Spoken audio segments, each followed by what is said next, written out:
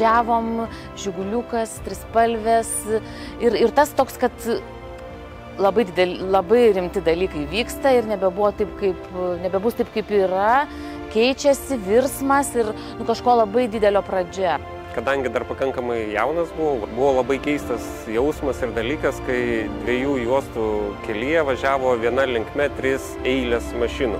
Namuose su mama liko mes 6 vaikai ir pas mamą ant rankų kūdikis dar. Ir tik tai pamenu, kad tėtis su mokytojais išskubėjo autobusu. Dainos, vėliavos, daug autobusų.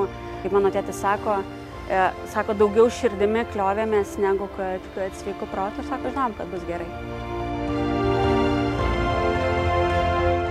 Drąsa, vienybė, krūvos žmonių, tūkstančiai žmonių ir vienas alsavimas.